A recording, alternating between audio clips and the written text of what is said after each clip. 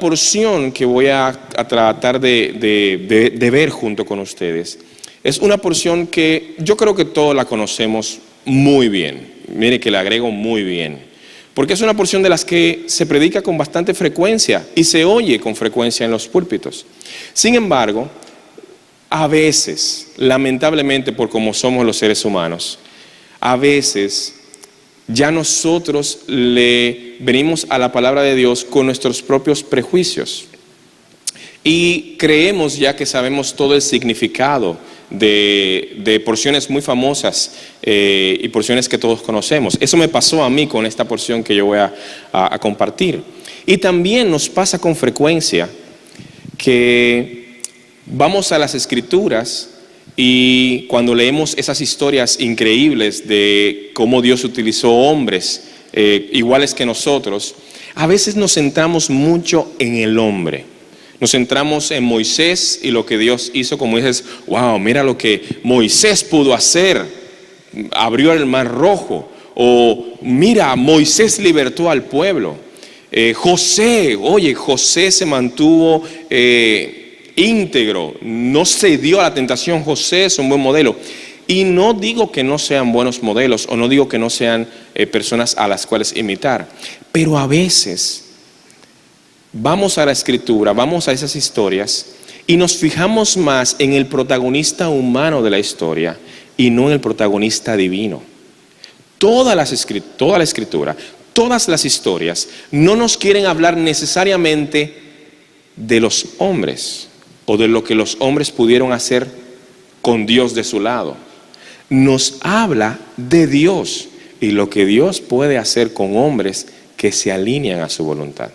Por eso yo le traté, si pudiéramos ponerle un título a lo que voy a compartir, sería para mí ver esta porción desde la perspectiva de Dios, verla desde su óptica, verla desde donde Dios la ve. Y ahora sí les digo la porción que vamos a estar viendo y quisiera que me acompañaran si tienen su Biblia allí, a Marcos 4, una porción conocida, capítulo 4, versículos del 35 al 41. Esta porción es una de las tantas que encontramos en los evangelios en donde los discípulos y Jesús se encuentran en el mar. Así que vamos a leerla, la voy a leer desde aquí, ustedes me pueden seguir con sus Biblias. Marcos 4, desde el versículo 35 al 41, yo voy a estar leyendo en la versión Reina de las Américas. Hay muchas versiones, por si leo algo que aparece un poquito diferente con otras palabras, es lo mismo, pero las palabras pueden variar. Dice Marcos 4, del 35 al 41, ese día, caída ya la tarde, les dijo, pasemos al otro lado. Es Jesús que le está hablando a los discípulos y les dice, pasemos al otro lado. Despidiendo a la multitud, le llevaron con ellos en la barca como estaba, y había otras barcas con él. Pero se levantó una violenta tempestad, y las olas se lanzaban sobre la barca de tal manera que se anegaba la barca, o sea, se hundía. Él estaba en la popa, en la parte de atrás del barco, durmiendo sobre un cabezal. Entonces le despertaron y le dijeron, Maestro, ¿no te importa que perezcamos? Él, levantándose, reprendió al viento y dijo al mar, calla, enmudece. O en otras versiones dice, cálmate, sosiégate. Entonces les dijo, esta vez ya no al mar, sino a los discípulos, ¿por qué estáis amedrentados? ¿Cómo no tenéis fe? Y se llenaron de gran temor y se decían unos a otros, ¿quién es este?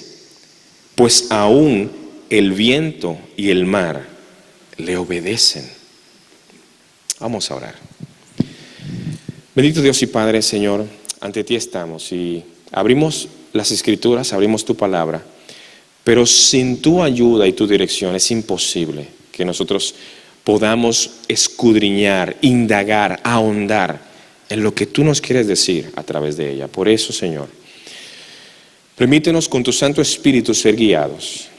Permite que aún mis debilidades como hombre no sean obstáculo para que tu palabra llegue a nuestros corazones y que tú, Señor, y no ningún hombre, nos edifiques en esta mañana. Ten misericordia de mí y ten misericordia de mis hermanos. En el nombre de Jesús. Amén. A veces cuando vamos a esta porción, como decía al principio, ya nuestro corazón tiene una conclusión, una aplicación. Tenemos un sermón hecho en nuestro corazón. Dicho sea de paso, esta porción se ha utilizado tantas veces porque es una de las porciones que se utiliza a veces hasta para manipular los sentimientos de las personas.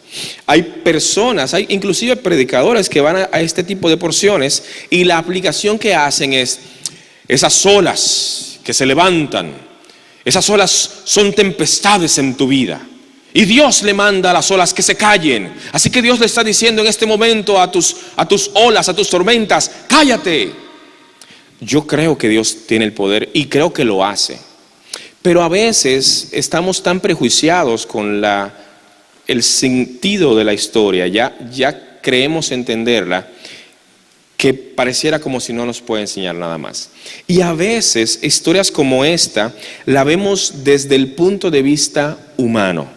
Y por eso quisiera verla desde la perspectiva de Dios. ¿Cómo así? Bueno, yo creo que este pasaje nos va a enseñar tres cosas, no acerca de los discípulos, sino acerca de Dios. Tres cosas acerca de Dios.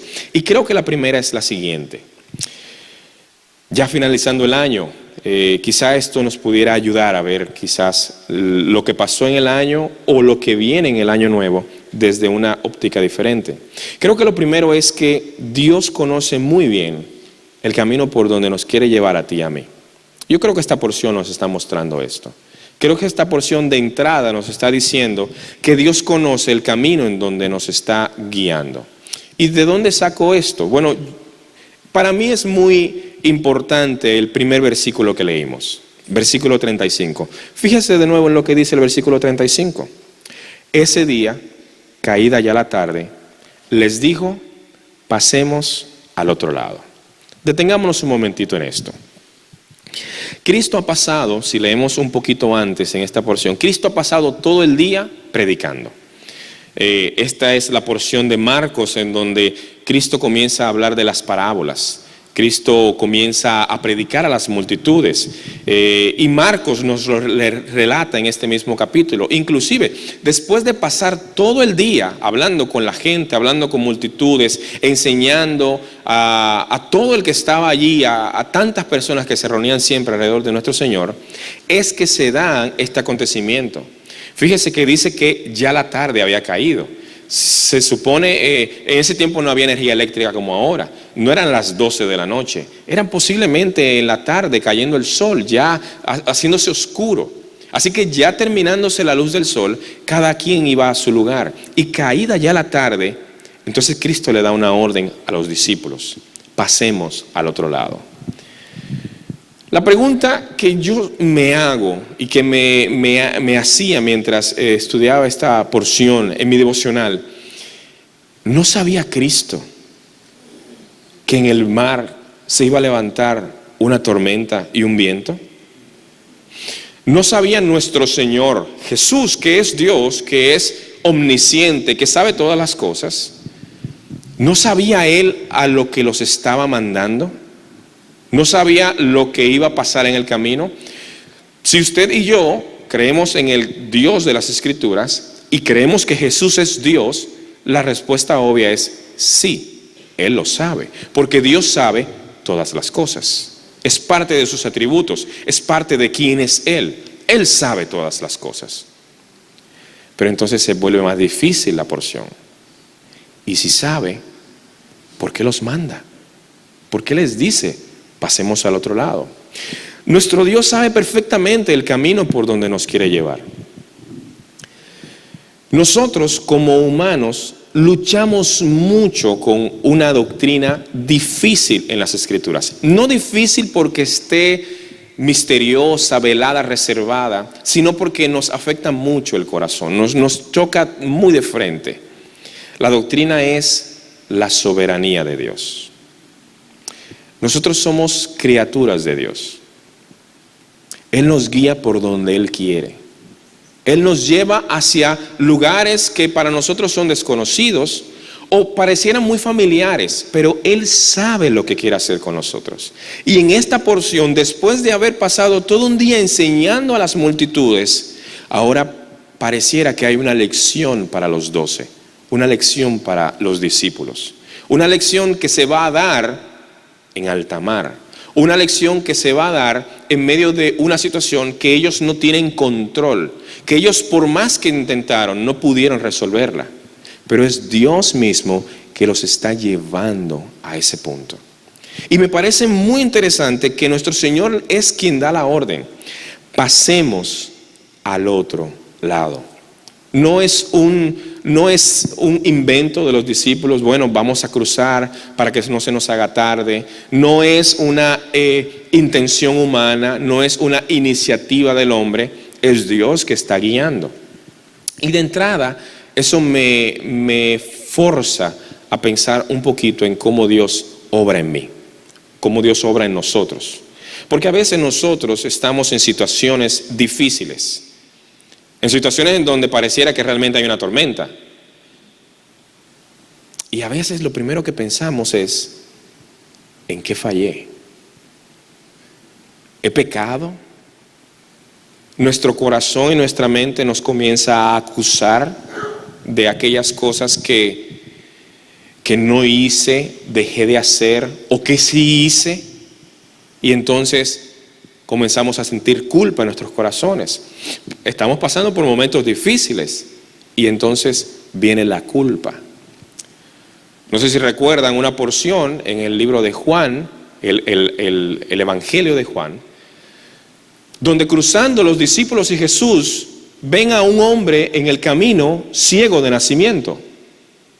Los discípulos le preguntan al Señor: Señor, Jesús, ¿quién pecó para que este hombre naciera ciego? Esa pregunta revela mucho el corazón de los discípulos y revela el nuestro también. Porque nosotros entendemos que todo lo malo que sucede es porque algo malo se hizo y este es el castigo, es el karma. Así piensan otras religiones. Pero nosotros estamos viendo aquí que los discípulos no están siendo castigados por el Señor en esta situación difícil de tormenta. Los discípulos no están pagando lo que hicieron. Simplemente nuestro soberano Dios está poniéndolos en el lugar donde Él quiere ponerlos. Y igual pasa contigo y conmigo. Dios nos pone en el lugar donde Él quiere. Y Él sabe exactamente el lugar donde nos quiere poner. Y nos cuesta bajar las defensas y decir: Señor, haz conmigo lo que tú quieras. Nos cuesta mucho, porque así somos los seres humanos, nos cuesta. Dios es libre de hacer lo que Él quiere con nosotros. El Salmo 135, versículo 6 dice: todo cuanto el Señor quiere hacer, lo hace. En los cielos y en la tierra, en el mar y en todos los abismos. Él hace lo que Él quiere hacer. No solamente que Él lo hace o que tiene la intención de hacerlo, sino que Él es capaz. Él puede. Dice Lucas capítulo 1:37, cuando el ángel se le aparece a María para anunciarle, María pregunta: ¿cómo será esto posible? El ángel Gabriel responde: ninguna cosa es imposible para Dios. Él puede hacer todo lo que Él quiere. Además, nosotros no podemos resistirnos a lo que Dios quiere hacer. Nuestros esfuerzos no son capaces de frenar su voluntad. Y esto lo reconoce el mismo Job. Job, que es uno de los grandes ejemplos que nosotros tenemos en las Escrituras, es un libro fascinante, es un libro que les recomiendo leerlo. Bueno, ustedes van a leer la Biblia en todo un año. Yo lo he hecho en un par de ocasiones y ha sido una bendición. Por favor, háganlo. Aún los que no levantaron la mano. Yo estaba ahí mirando, Tome fotos, pastor. Yo tomé una foto en el momento en que usted, para que viera la evidencia. Háganlo. Y el libro de Job presenta a un hombre que es él sorprendido por las situaciones a su alrededor. Pero estas situaciones no sorprenden a Dios. Y la Biblia plantea en los primeros capítulos del libro de Job, capítulo 1 y capítulo 2, que Job era un hombre íntegro, temeroso de Dios, apartado del mal. Sin embargo, Dios dio un permiso que ni Job supo que Dios había dado ese permiso. Y le vinieron calamidades y tragedias. Y ahí entonces está nuestro corazón pidiendo, clamando a Dios por justicia. Y aquí no tiene que ver con justicia, porque si fuera justicia todos mereceríamos castigo. Aquí lo que estamos viendo es que Dios nos pone en el lugar que Él quiere.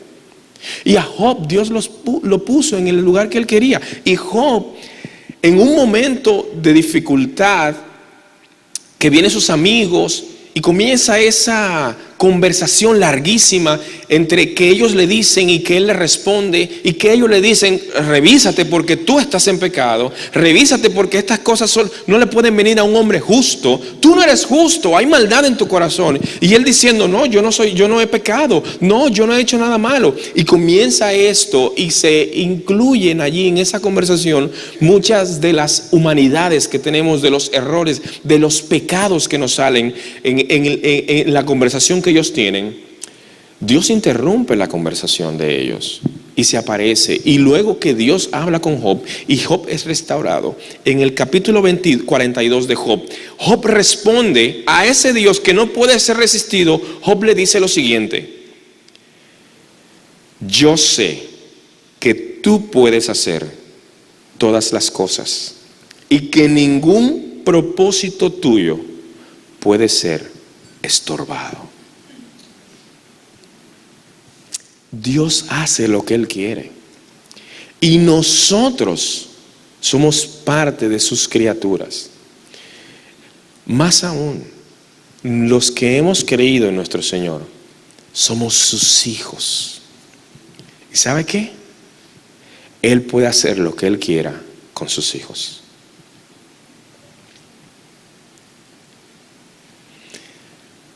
Comienzan entonces algunas preguntas para nosotros. Si Dios nos puede poner, y de hecho lo hace, en el lugar que Él nos quiera poner, le estoy dando yo permiso, entre comillas. Yo no tengo que darle permiso, lo digo a manera de lenguaje, pero nosotros no tenemos que darle permiso en nada. Pero mi corazón, ¿cómo responde cuando Dios cambia mis planes?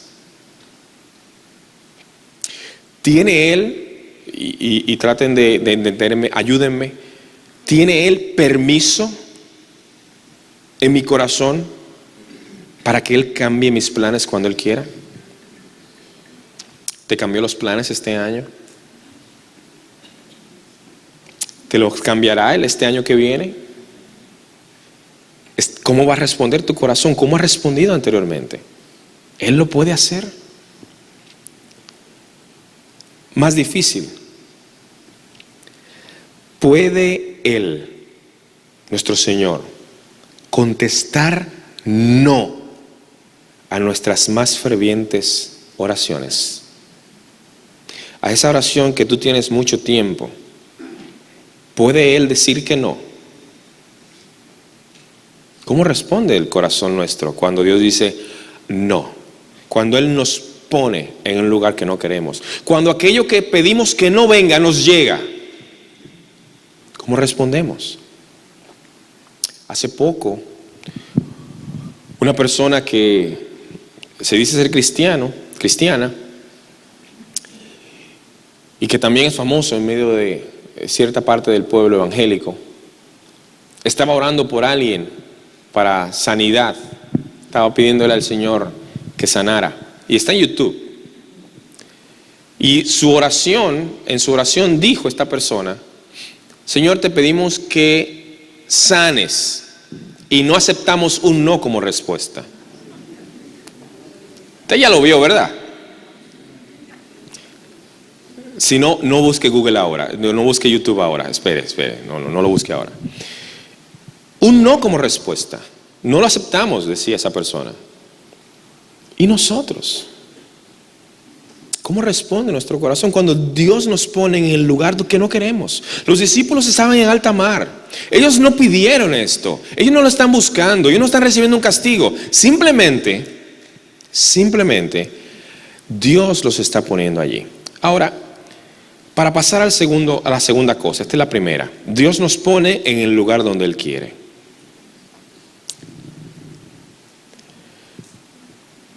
Cuando Dios nos pone en una situación difícil, en una prueba, si somos hijos de Dios, la prueba no es para nuestra destrucción, la prueba es para nuestro crecimiento. Y vamos a aprender tanto en las pruebas, que los momentos difíciles nos enseñan más que los momentos agradables. Por eso la segunda cosa que creo que esta porción nos va a enseñar es que Dios conoce muy bien las áreas en las que nos cuesta confiar en Él.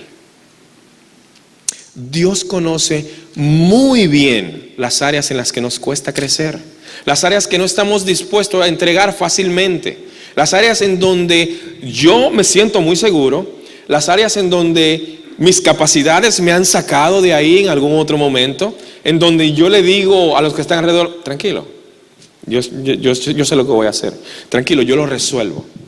Esas áreas Dios las conoce muy bien y a veces utiliza las pruebas para que nosotros aprendamos a confiar en Él en esas áreas en que nos sentimos muy seguros. Miren lo que dice el versículo 37 de esta porción. Se levantó una tempestad y las olas se lanzaban sobre la barca de tal manera que se anegaba, o sea, se hundía la barca. El Señor, dice el 38, Él estaba en la popa, durmiendo sobre un cabezal. Y entonces le despertaron y le dijeron, Maestro, ¿no importa que perezcamos? Si nosotros hacemos cálculos, en esta barca, en alta mar, en este momento hay 13 personas. Estamos contando que estaban los 12 discípulos y nuestro Señor. De esos 13, por lo menos 4 eran expertos navegantes. Eran expertos marineros, gente curtida en el mar. Por lo menos 4. ¿Quiénes eran? Jacobo, Juan, Pedro y Andrés, su hermano.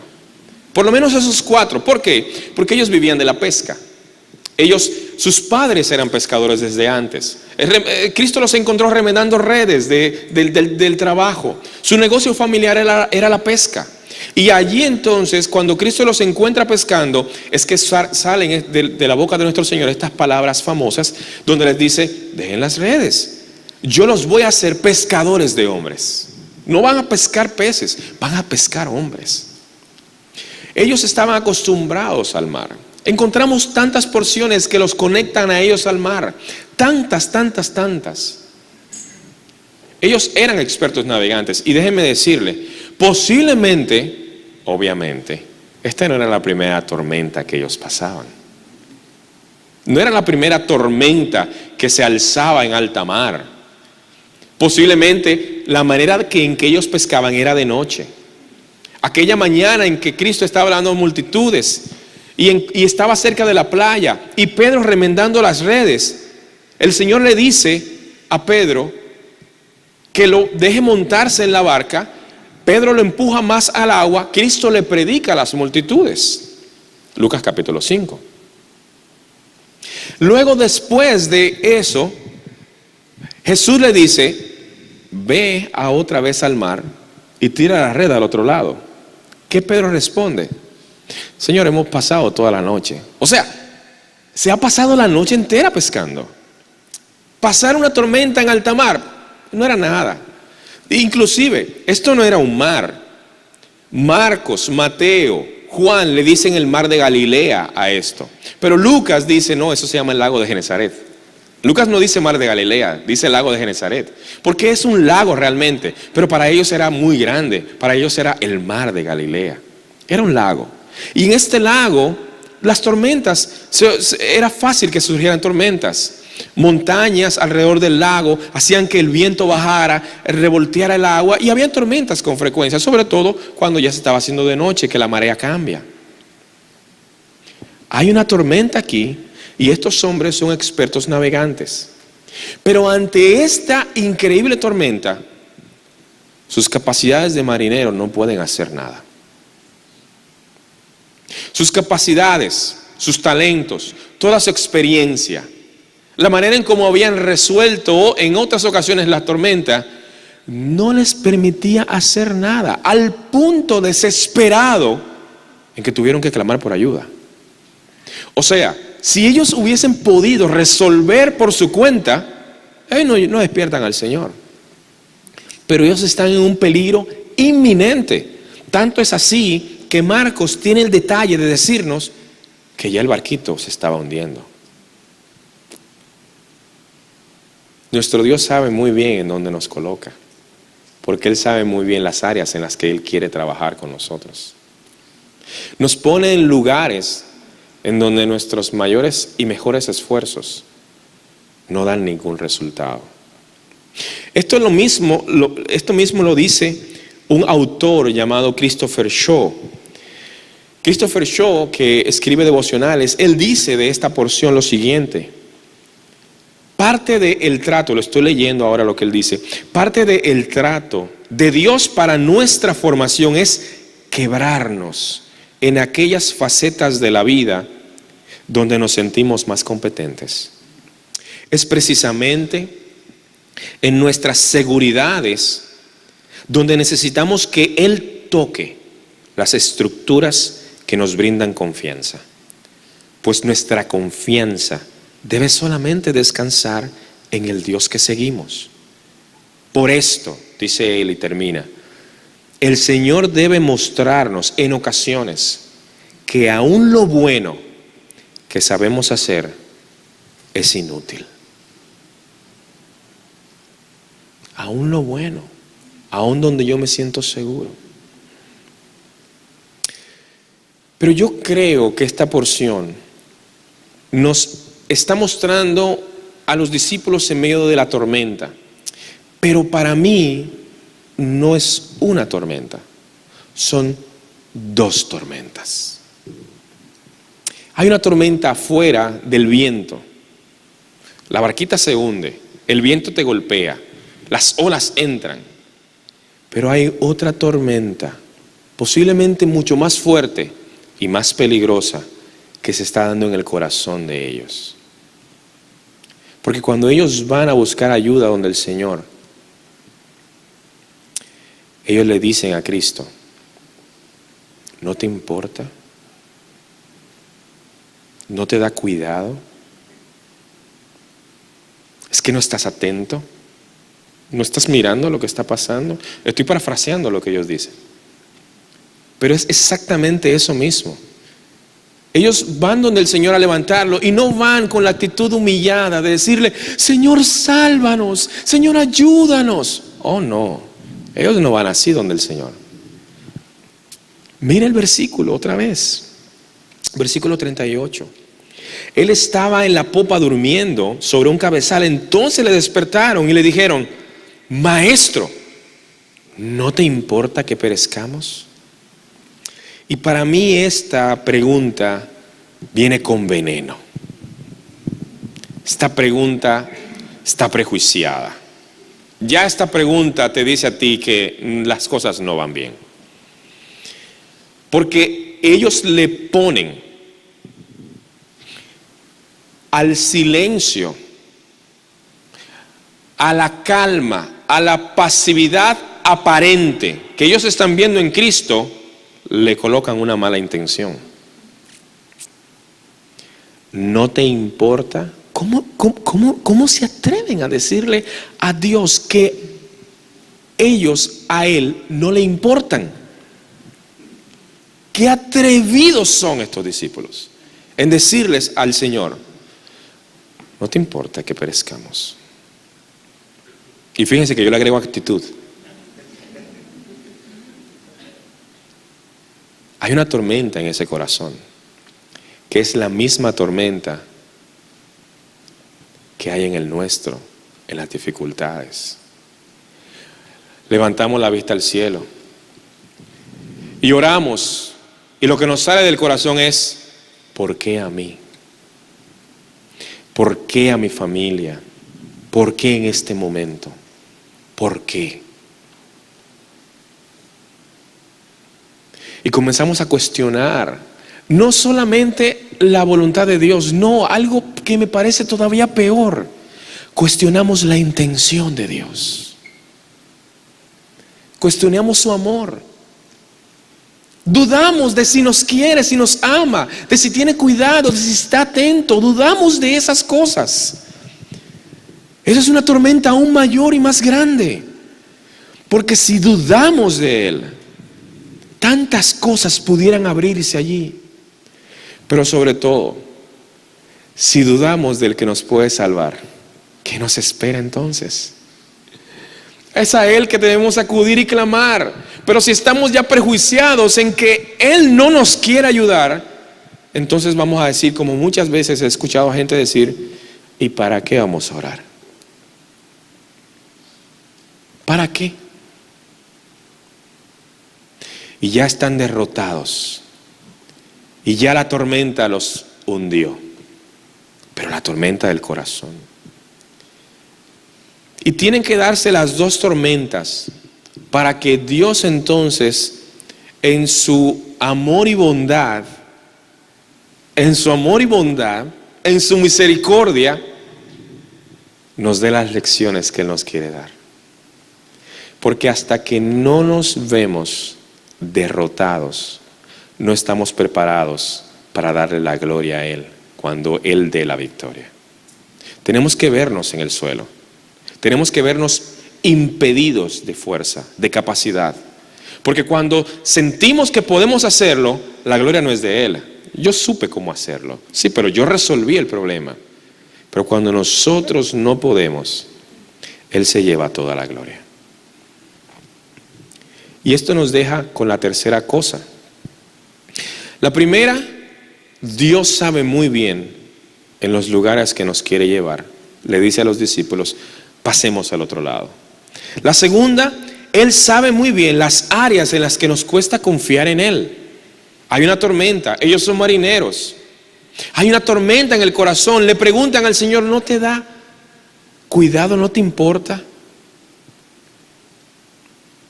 Tercero, Dios sabe que solo su palabra nos puede dar el reposo que nosotros necesitamos. ¿Cómo calma el Señor las dos tormentas? Hablando su palabra. Nos está calmando, está dando solución a través de lo que dice. Versículo 39. Y levantándose, reprendió al viento y dijo al mar, ¿qué le dijo? Tranquilo, cállate. Y sobrevino una gran calma. Pero aquí está cómo calma la otra tormenta. Hay palabras para los discípulos. ¿Qué le dice? ¿Dónde está la fe? ¿Qué pasó? ¿Por qué están amedrentados? Hombres de poca fe, ¿cómo no tenéis fe? Y aquí está el Señor calmando las dos tormentas. A una la desaparece completamente, pero a la otra la pone a pensar, nos confronta con la realidad. ¿Cómo no tuviste fe? Él no les reclama por qué no batallaron más. No, Él no les reclama qué pasó con tanto que saben. Oye, ¿ustedes no son marineros? Oye, yo pensaba que te iban a poder. Este es de las sencillas. No, porque nuestro Dios no se burla de nosotros en nuestra debilidad. No, porque Dios no está poniéndonos trampas a ver si caemos. No, Él no funciona de esa manera. Verlo de esa manera no es ver el Dios de las Escrituras.